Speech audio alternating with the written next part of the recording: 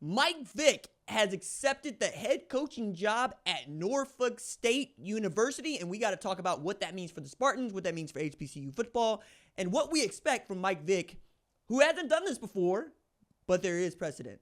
What's up, kinfolk? It's RJ Young. I am not on a step mill. If this is your first time watching the #1 college football show, please subscribe to the channel and ring the bell so you don't miss any of the segments that we upload here, including ones like this one where we instantly react to the news of the day, keep it topical, keep it moving, keep it light, and also keep you informed on what is going on in this sport that I absolutely 100% love, and talk about 365 days a year, 24 hours a day, 7 days a week.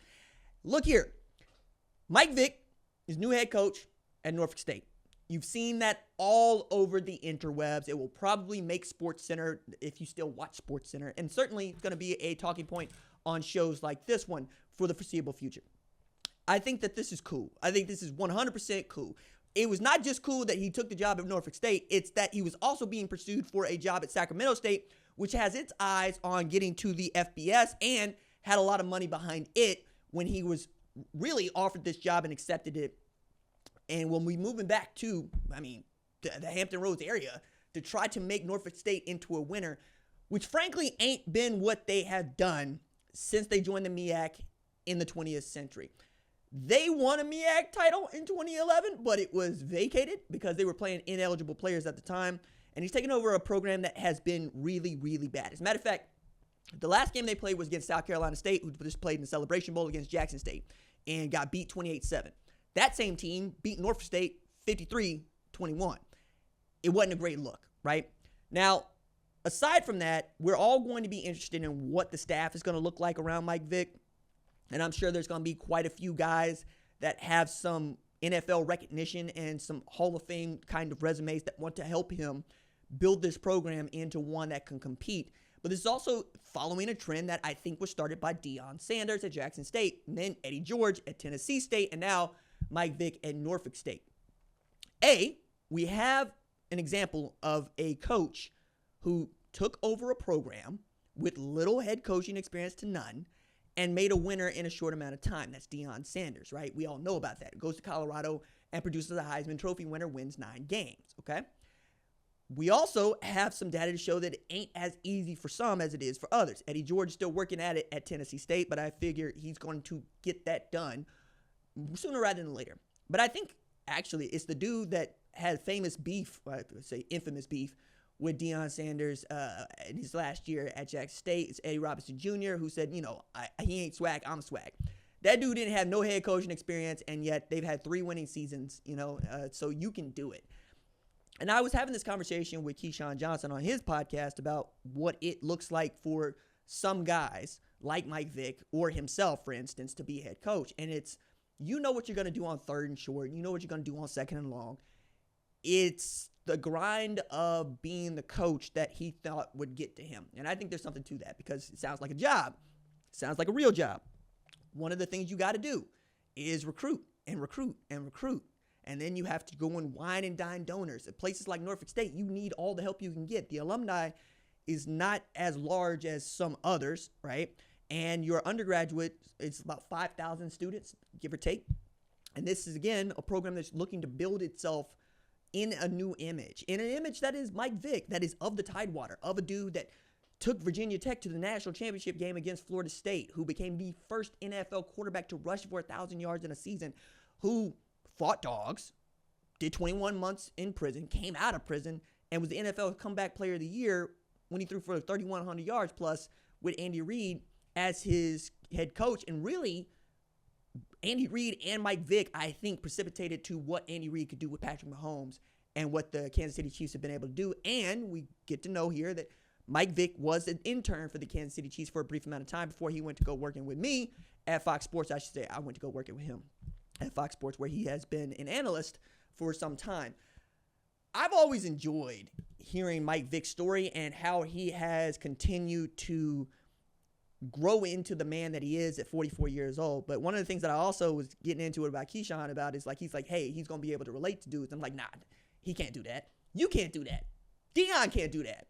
The reason that you can't do that is because you are singular. There is nobody else that has done what you have done and is like you. It's the reason why we got rules for folks like Mike Vick, Keyshawn Johnson, Deion Sanders. We got rules for everybody else because some of these dudes are just that different. So being able to relate to those players on a personal level is much different than being the hero that you are to their dads, to their parents. It's going to be something different. Like, you're going to come in with an understanding of who Mike Vick is, but you're not going to come in with an understanding of what it's like with him day to day. And that is the part where I think the magic is going to have to take place and it's going to occur. It's what Prime was able to do, right? You are able to make yourself into a person who loves this boy or loves this man and wants to see him succeed. And that comes over time, and that comes with purpose. I think Mike Vick has that. And all you have to do is take a brief gander at his wiki page to get to the place where you understand he has been through it. Whatever it is that you've been through, he's been through. My favorite fact about Mike Vick ain't the NFL rushing numbers. It ain't what he did in college football.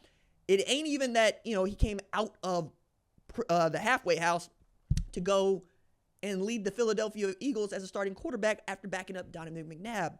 It's that he owed a bunch of people a lot of money when he went away, and he paid it all back. There just ain't that many people that get to say something like that. There just ain't that many people that have that sort of a story. I mean, even now, right, as we're talking about what student loan debt is doing to cripple so many of us, the idea of being able to pay it all back just feels like a pipe dream, right? It feels like you're just going to be in just underneath the weight of this indentured servitude because you wanted to go pursue an education. The idea that you can find a way to make a living, to pay all that money back, I think that is going to be one of the ways in which he can help these dudes. Like, I honestly, have somebody around you that knows who to talk to about financial advice, but also how to save and also how to manage the day-to-day of your life of being a football player.